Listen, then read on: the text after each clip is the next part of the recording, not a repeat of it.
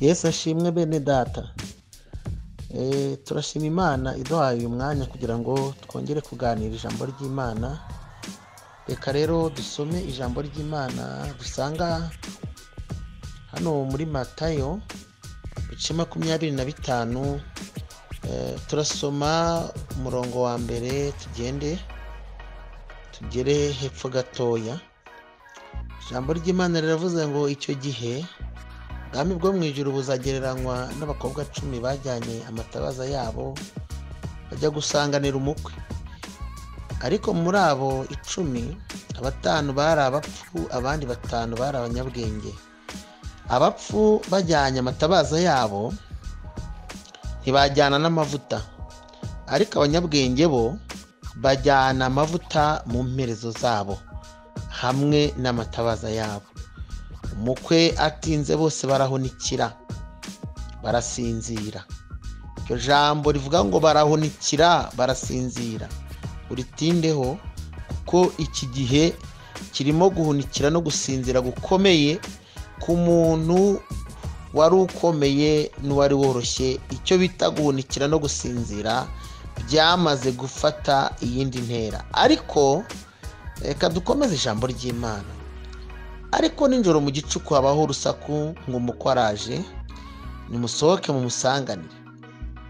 Maze babakobwa bose barahaguruka baboneza amatabaza yabo. Abapfu babwira abanyabwenge bati nimuduhe ku mavuta yanyu kuko amatabaza yacu azima. Ariko abanyabwenge barabahakanira bati oya, ntiyadukwira twese, ahubwo nimujye mu bahanjuzi muyigurire. Biragoye kujya mu bahanjuzi igihe cyarakurenganye, kuko ushobora kuyatekereza ariko kuyabona bikagorana. Murongo w'9 aravuze ngo bagiye kugura umukwe araza. Bari biteguye binjirana nawe mu bukwe, urugi rurakingwa. Nuko bimeze urugi rujya rukingwa.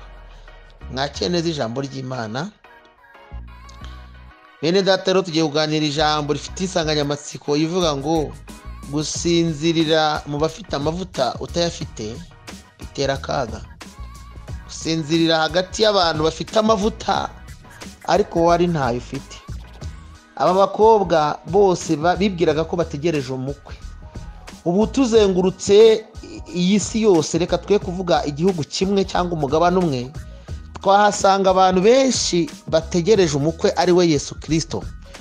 Reka mvuge ko abakobwa bagereranywa n'umugeni wa Kristo. Iteka iyo uvuze umukobwa uvuze umugeni, kandi Bibiliya itubwira ko twese turi abageni, Kristo ari we mukwe. Bisobanuye ngo kuturi dutegereje Kristo ari we mukwe uzaza akatujyana. Imana ishimwe. Hanyuma rero ngo bategereza umukwe, baramutegereza. Baragenda baramutegereza, baba mu mwanya wo gutegereza. Ariko ngo bakaba bari bafite icyo bita imperezo. Iyi mperezo igereranywa n'umutima w'umuntu witwa umukristo cyangwa umuntu w'Imana. Ngo imperezo zagombaga kuba zuzuyemo amavuta. Mwibuke ijambo rivuze ngo muhore mukenyeye, amatabaza yanyu ahore yaka. Reka mbabwire, mu mwijima habamo ibintu bikomeye. Ubu hari abantu bitwikiriye umwijima bagira ubugambanyi, abandi bitwikira umwijima bagira uburiganya, abandi bitwikira umwijima barasambana, abandi bitwikira umwijima babajura. Umwijima ni mubi. Nubona itabaza ryawe ryazimye, ujye umenya ngo ibintu, hari n'ibintu biza mu mwijima bigushaka. Reka ntabwo ari kuvuga ngo ni ibintu uzakorera mu mwijima. No mu mwijima hari ibikombokera, kandi iyo bikwinjiranye kugira ngo bisohore biragorana. Ndagira ngo mbanze ngutangarize ko imbaraga bikoresha bigira ngo byinjire ziba nkeya kuruta izo wowe uzakoresha ubisohora. Rero nturangare mwene data, ijambo ry'Imana ni rizima, rifite imbaraga, rifite umumaro wo kuduhugurira kwera no gukiranuka. Kandi wirinde ntuze gutera waraza, ahubwo umenye icyo umwami agushakaho mu gihe nk'iki ngiki. Ijambo ry'Imana ritwigisha icyo Imana ishaka. Ijambo ry'Imana ritwigisha icyo Imana yanga. Aba bakobwa ngo baragenda bajyana imperezo zirimo ubusa. ubundi wowe iki gihe urimo ucugushije wumva mu mutima wawe harimo iki? hari n'igihe umuntu avuga runaka yansengeye nasenganye n'abantu b'Imana, ariko reka nkubwire ntabwo Imana yigeze itegeka abantu ngo bajye gusengera abandi, ahubwo Imana yabwiye umuntu ngo muze mwenyine twihererane musanga ahantu hatari abantu. kubera iki? iyo umuntu yihereranye n'Imana ubushake bwawe bwo kubana n'Imana buzagusunikira ku Mana. niyo mpamvu umuririmbyi yaririmbye ngo uwanseka asuzuguye byakunsunikiraho, kandi uko bizamera kose uzabinyihanganisha. haleluya! ndashimira Imana yateguye uburyo bwiza. niyo mpamvu wa muririmbyi yavuze ngo nimushimire yateguye inzira tucamo. hari inzira Imana yateguye abagenzi bakwiye kunyuramo kandi bakayinyuramo bemye. aba bakobwa ngo bagenda badafite amatabaza, barangije baratimaza, baricara bumva nta kibazo. birababaje kuba waba uzi ko waguye, birababaje kuba waba uzi ko wagabanukiwe, birababaje kuba uzi ko waba waranamaze kuva mu byizerwa, ariko ukaba wicaranye amatabaza atagira amavuta, ukaba wicaranye umutima utagira ibyiringiro, wicaranye umutima utagira agakiza, wicaye uri umukristo ariko utagira imbaraga z'umwuka wera, nta byiringiro by'ubugingo, nta byiringiro by'ejo hazaza. ufite akaga, ufite ibibazo kuko wicariye umuriro. ngaba bakobwa ngo baragenda baricara bumva nta kibazo, bumva ntacyo bibatwaye, ngo baragenda bicarira aho ngaho. ngo abandi ngo bari bazibanga, baravuga bati nubwo dutegereje ariko dufite amavuta, igihe umukwe ari buzire turacana. reka nkubwire ngo nubwo wibwira ngo uri umugenzi ujya mu ijuru, ariko ugenzure. niyo mpamvu umuririmbyi yavuze ngo ugenzure neza uburyo utwaye agakiza, utabuhetse ingobyi umwana yaraheze kera. abantu bamaze gutakaza umwana witwa umwuka wera, abantu bamaze gutakaza umwana witwa agakiza, basigaranye amazina gusa, basigaranye imyambaro iranga ibyo bari byo. kandi iyi myambaro ntabwo ari iy'abakristo gusa, hari n'abayambara ari iy'abatambyi ariko batakitwa abatambyi b'Uwiteka. satani yaramaze kubavanamo imbuto yatumaga bitwa abatambyi b'Uwiteka, bagasigarana umwambaro, umubonye akamwibeshya ko ari umutambyi, ariko ibirimo imbere mwitabaza n'umusa, n'umwanda n'umwanda. ni ibintu bibabaje, bikojeje isoni no kubireba no kubyumva, ntawe ukwiye kubyifuza. aba bakobwa ngo bagenda bazi ko amatabaza yabo adafite amavuta. mbabajwe cyane n'abantu bazi ko agakiza kabashiranye, bazi ko imbaraga z'umutima zabashiranye. hari umuririmbyi waririmbye ngo ibihe ntibikakumaremo imbaraga z'umutima. mwene data, ibihe ndabizi ni bibi, ibihe biri kutugenza, ibihe birahiga ubugingo, ibihe byambuye abantu benshi agakiza, ibihe biburira abantu amahoro. ariko umuririmbyi yavuze ngo ibihe ntibikakumaremo imbaraga z'umutima. ibihe bigoye, ibihe by'akaga ntibikakumaremo imbaraga z'umutima. ibihe byo kwangwa n'abantu, ibihe byo kwangwa n'abo wagiriye neza, ibihe byo kwangwa na bene wanyu, ibihe byo kwangwa, ibihe byo gutabwa n'umugabo, ibihe byo kubura imyambaro, ibihe byo kubura akazi, ibihe byo kubura amahoro, ibihe byo gupfusha no kwambara ubusa, ibihe by'indwara ntibikakumaremo imbaraga z'umutima. ujye uvuga ngo ubu umwami Yesu ankunda ndamahoro, naho ndiho, naho napfa nzi ko nkundwa n'Uwiteka. kuko umeze neza unameze nabi, Imana yitwa Imana, nta na rimwe itazitwa Imana kuko yicaye ku ntebe y'ubumana. Imana ishimwe, Imana ishimwe, Imana ishimwe, Imana ishimwe. arangije ngo baragenda abakobwa 5 b'abanyabwenge ngo bariryamira, baravuga ati twebwe naho twasinzira icyo dufite turakizi, kandi umukwe wacu icyo ashaka turagifite. birababaje kuba waba wicaye ukicara ubizi neza ko ibintu byakuvuyemo. reka nkubwire uko umwanditsi w'ibyahishuwe yavuze. yaravuze ngo nuko rero ibukaho wavuye ukagwa. ibukaho wavuye ukagwa. ariko mbere yari yabanje kuvuga ngo mfite icyo nkugaya nuko waretse urukundo rwa mbere. nuko waretse urukundo rwa mbere.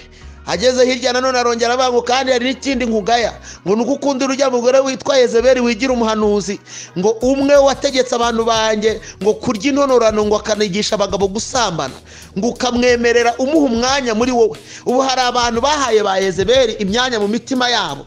Abantu bari kwigishwa n'abapagani ingeso z'abapagani. Abantu bari gukopera ibyaha. Abantu bari kwigira kuri za YouTube ibyaha by'urukozasoni, ubusambanyi. Reka mbabwire izi mbuga turiho ni nziza ndanazikunze kuko zinyuraho ubutumwa bwiza abantu bagahembuka, ariko hari n'ibindi kandi nagira ngo mbabwire ngo nk'uko tuzibyaza umusaruro wivuga butumwa, hari n'ubundi buryo Satani ari kuzibyaza umusaruro ngo agere ku ntego yo kwica benshi, kuko ijambo ryaravuze ngo azayobya n'intore niba bishoboka. Cunga neza, wirangara, cunga neza. Reba ibintu biri kukubaho, reba ibintu biri kukubaho, reba ibyo uri kugenda uraruza hirya no hino. Abantu bamaze gukopera, bakopeye imyambarire, bakopeye imirire, bakopeye imvugo, bakopeye imikorere. Ibintu byarapfuye. Ariko rero ngo nkubwire ngo birababaje kuba waba uri gukoperera ibintu byawe ku isi, kandi Yesu yaravuze ngo munyigireho kandi mugere ikirenge mu cyanjye. Uyu mwami yari umuhanga, yari umunyembaraga. Umwanya umwe gusa yabwiye abarobyi gusa ngo nimutere iburyo, yarababwiye ngo nimwerekeza aho urushundura gusa, ngo barobye ifi urushundura rwenda gucika. Iryo ni ishuri imwe, bisobanuye ngo ubutunzi bwose ni ubwe. Umwanya umwe gusa bamwatse umusoro, aravuga ngo nimujye ku mazi murobe ifi murayisangamo umusoro wanjye n'uwanyu. Uyu mwami arihagije. Umwanya ubwe gusa yatubuye imigati 5,000 birarya, Imana ishimwe. Umwanya umwe gusa ari mu bukwe, ngo ibintu byo kunywa bishize, ngo rimwe gusa yaravuze ngo nimwuzuze amazi intango zihinduka vino nziza. Umwanya umwe gusa umwami yakora igitangaza. Ariko reka nkubwire ngo uyu mwami wari ufite ubwo bubasha bwo guhindura ibyo bintu, bwo kuzana ubutunzi bungana gutyo, ntibyagutangaza yuko yamaze imyaka ingana kuriya yambara ikanzu imwe n'urukweto rumwe. Ndagira ngo nkubwire ngo sinkubwiye ngo wicupize, sinkubwiye ngo wambare nabi, oya ntago ari cyo mvuze, ahubwo ni kukubwira ngo ibyo ukopera byose, ibyo wiga byose ubigenzure ko bitarimo imbaraga z'umwijima.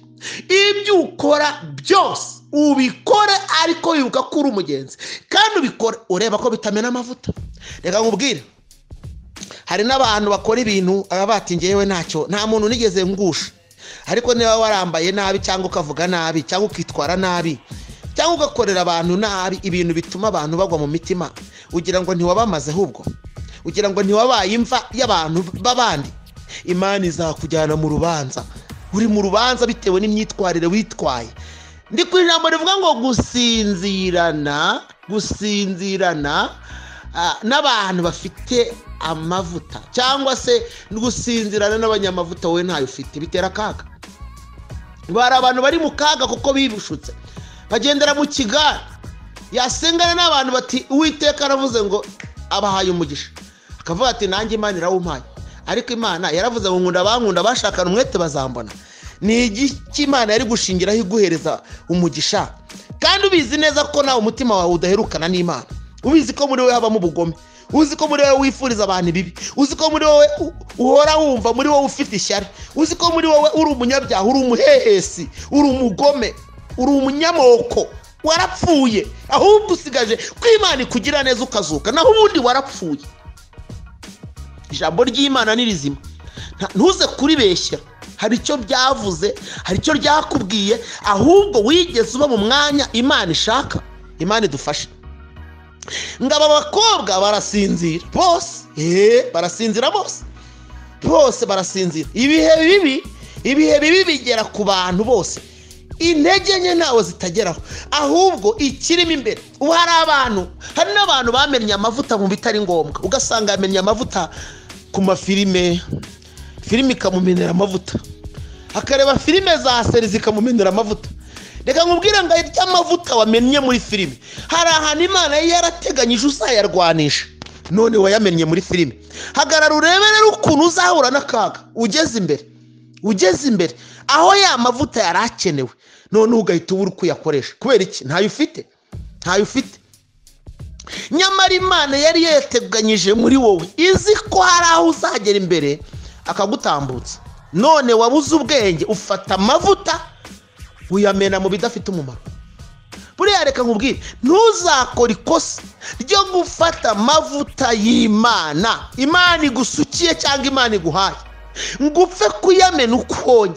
Nubona Imana iguhaye agahe, ujye ubwira Imana ngo akagahe nkagumemo, kandi nzarenga aho abandi batarenze, nzarenge ibyisha abandi, nzashobora ibyananiye abandi, nzarwana intambara abandi batsinzwe, nzabashe kugira amaso abandi batabona, nzagira ubwenge abandi badatunze. Imana, haleluya, Imana ifashe nawe igufashe kubyumva. Ngo abakobwa barasinzira, Bibiliya ngo barabanje barahunikira. Guhunikira ni ukumera nk'usinziye ariko udasinziye, ukagenda utura ibishyito ariko ntusinzire burundu ngo abantu babone ko wasinziye. None ngo bigezeho baranasinzira. Ubu hari abantu batangiye gahoro, atangira gahoro, agendana n'abantu b'ikigare, kigenda kimumaramo imbaraga, agenda akomeza bati ntacyo bitwaye, ibi nta kibazo. Ubundi se kubana n'abantu ngo nuko badakijwe aricyo bitwaye? Reka nkubwire, ubundi hari umuntu wavuze ngo mbwira uwo uri kumwe nawe ndakubwira uwo uriwe, cyangwa se mbwira uwo ugendana nawe ndakubwira uwo uriwe. Uko ugendana n'umuntu udakijijwe kandi ukagendana nawe udafite intego yo kumuhindura, nongera hamavuge mbanze nakwisegureho, ntuze kugira ngo ndakubuza kugendana n'abantu badakijijwe. Oya, ahubwo gendana nabo ufite intego yo kugira ngo abone ubutumwa bwiza bukurimo, abone ingeso nziza. Mwanditse aravuze ngo niba abone imirimo yanyu myiza bahere ko bahimbaze So mu ijuru. None ni gute ugendana n'umuntu imyaka 2 igashira, ugakorana n'umuntu, ugaturana n'umuntu atarigera abona imbaraga z'Imana zikurimo, warangiza ukavuga ngo uri umuhamya, ngo uhamye iby'ubwami? Urahamya ubwami buhe? Uzabuhamya byari kandi n'abantu batabizi ko ubuhamya. Umusore yigeze akora mu biro, arabikoramo, akorana n'abantu badakijijwe binywera byose. Hanyuma agera igihe cyo gutegura ubukwe. Ageze igihe cyo gutegura ubukwe, aravuga ati mfite ubukwe. Abo bakorana baramubwira ngo ntugire ikibazo, ibyo kunywa byose tuzabyizanira byo muri reception. Ati ndabashimiye bavandimwe. Hanyuma rero umunsi w'ubukwe uragera, ntiyari yarigeze abahamiriza ngo ababwire yuko ari umuntu w'Imana, ko yakijijwe, yavutse ubwa kabiri. Kubera ko ingeso zabo nize babonaga bisa, nubwo batari baramubonanye icupa, ariko ibindi ntaho bari batandukaniye. Umunsi w'ubukwe rero uragera, reception igiye kugera, baragenda bafata imodoka bajya gupakiramo ubwoko bw'amayoga yose. Babugejeje aho ngaho, abo bene se cyangwa se abo bitwa bene se, abamwita bene se, reka bari ko mbivuga kuko bo bamwibeshya, ariko we arabizi neza ko badakijijwe. Ubu hari abantu twibeshyaho ariko nabo babizi neza ko badakijijwe. Ngo batangira kujya bavuga bati mu izina rya Yesu, mu izina rya Yesu. Ba bantu batari koko twumva mu dutokesha turi satani, batari ko rero mwayobye. Ibinyobwa mwazanye ntago bijya bikora muri ubu bukwe. Bati none se ubukwe ntago ari ubwa runaka? Bati nubwe. Bati none se ko tumuzi, ubundi ibi bintu ko atigeze atubwira yuko atabikoresha, mwebwe mu bitubwira muri bande? Ntabwo abantu bazaguhamiriza, ni wowe ukwiye kwihamiriza. Ndagira ngo mbabwire ngo uwo munsi bamenye neza uwo ari we mu kazi ke. Reka nkubwire, ibintu byose bitwikiriye bigiye gutwikurwa, bigiye gutwikururwa. Abantu bazamenya uwo uri we. Ushatse wagarukira hafi, kuko ubwami bw'Imana ntago ari ubw'amagambo. Bibiliya iravuga ngo uhereye mu gihe cya Yohana Umubatiza ukageza n'uyu munsi, ubwami bw'Imana buratwaranirwa. Imana ishimwe. Ngo kandi intwarane zibugishamo imbaraga. Haleluya. None uribwira ko uzabujyamo nta mbaraga? Uribwira ko bizakorohera udashyizemo imbaraga? Oya, ntago bizakunda. Ngo barahunikira, baranasinzira. Ngo ariko bigeze mu gicuku, ngo umukwe araza. umukwe araza ariko yari yabanje gutinda, haricyo cyatumye bahunikira. Ubu hari abantu bacitse intege kubera yuko ibyo babwiwe bitasohoye, banyuze mu bibagoye, bahuye n'intambara zikomeye, baragenda barahunikira, bumva bafite n'impamvu. None se ko ngo nanjye ko nagiye kubona nkabona birangwiririye, ngo nta kundi nabigenza, ngo nawe byakubaho. Ariko nagira ngo mubwire ngo ibyo ni ukwihumuriza bidafite ingingo n'imwe, kuko ibifite umumaro ni uko wari kwemerera Yesu akakugirira neza. Imana ishimwe. Ngo barangije barasinzira, ngo ariko bigeze mu gicuku umukwe araza. Aje ngo asanga bose bahunikiye, asanga bose basinziye. Ariko ngo abari bafite amavuta, abasinziranye amavuta ari mu matabaza, ngo batangira kuyatunganya. Nta bwoba bafite, ntabwo rwose kuko ngo bari bavuga bati Imana ivuga none cyangwa ejo, nta kabuza napfa naba ndiho Imana niza izanjyana, ndi umugenzi ujya mu ijuru. Imana ishimwe. Ngo abafite ibyo byiringiro bahora biboneza nk'uko waboneye. Niyo mpamvu batunga amavuta, niyo basinziriye, iyo bakanguka babaza impamvu z'ibyiringiro byabo, bakubwira yuko ari abagenzi bajya mu ijuru. Ngo barakanguka, ngo babwira abagenzi babo ngo muduhe ku mavuta. Ngo barababwira ngo hoya ntabwo yadukwira, ntabwo yadukwira. Ndagira ngo nkubwire ngo rekeraho kota umuriro w'abandi, rekeraho byo guhora wumva uzafashwa n'abandi. Harageze ngo uwahekwaga nawe yigenze, harageze ngo nawe wige kwigenza, harageze ngo ureke kwikoreza abandi amasengesho, nawe usenge. Reka gukunda ibiryo nk'umudaho, gabanya, fata umwanya wo gusenga. Narabibabwiye ngo hari abadayimoni birukanwa no gusenga no kwiyiriza ubusa. Hari ibintu bitazakuvaho, hari ibintu utazakira, hari ibintu bitazava mu rugo rwawe, hari ibintu bitazava mu rushako rwawe nudasenga, hari ibintu bitazarekura ubuzima bwawe nudasenga. Hari abadayimoni batazagucikaho, ariko Imana ishimwe nufata umwanya wo gusenga. Haleluya. Imana izaza irwane kandi izatsinda, kuko ngo ni intwari mu ntambara. Haleluya. Imana ishimwe. Ngo barababwira ngo ntiyadukwira nimujye mu bahanjuzi. Uzi kujya gushaka amavuta igihe cyakurenganye. Ngo bari bafite ibitabaza bitarimo amavuta.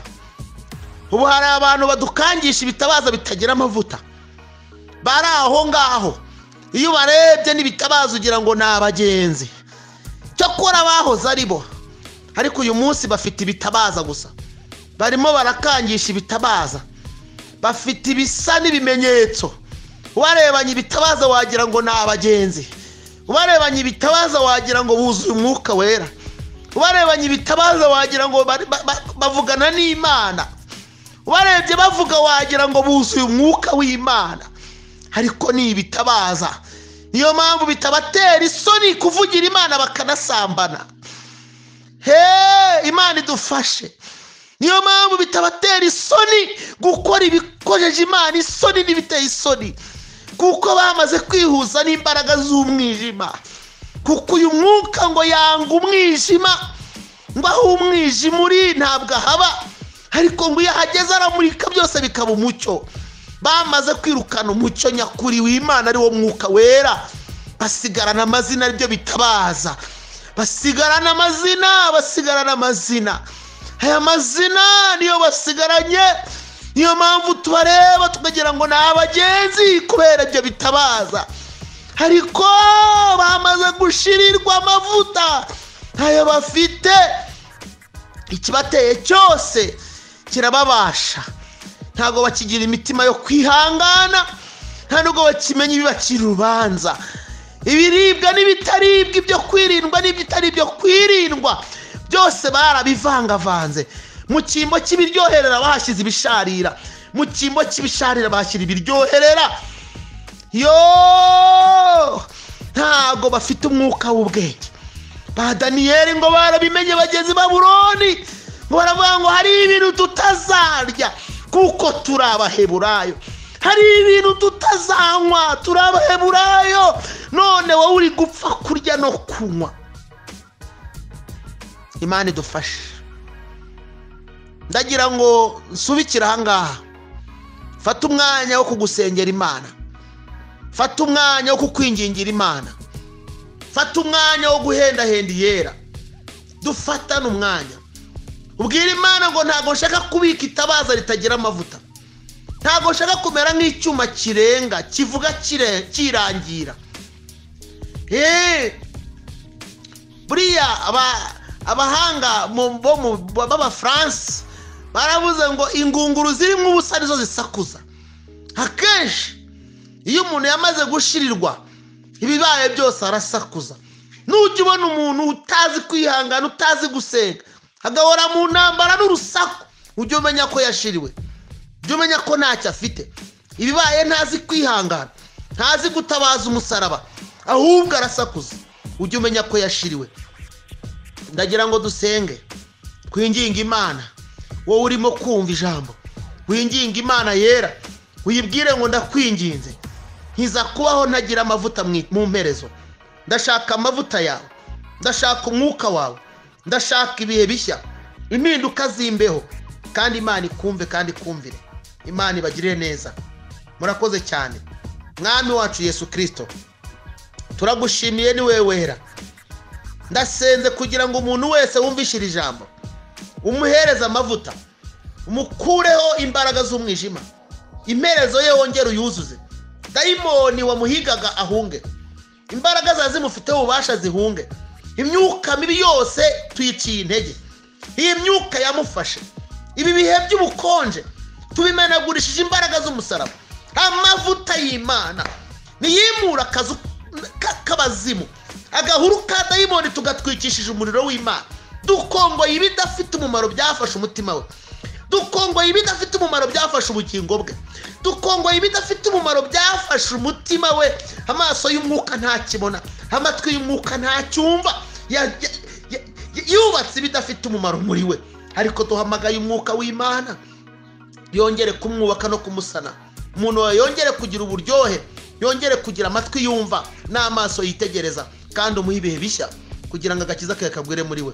Senze gutyo mvuga ngo Mwana, wongere wandukura abantu mu gitabo cyo kurimbuka, ubasubize mu gitabo cy'ubugingo, ubahindura abagenzi, ubahe ibimenyetso, ubahe kwirinda no kwera imbuto no gukiranuka abantu bareba naho batareba. Urakoze kuko ubyumvishije, mu izina rya Yesu, amen. Urakoze cyane. Yesu abahe umugisha. Mwari kumwe na Moise Sindayigaya. Ndabakunda cyane, kandi umwuka w'Imana akomeze kubaganza no kugira ibihe byiza muri imbere y'Imana, mu izina rya Yesu, amen.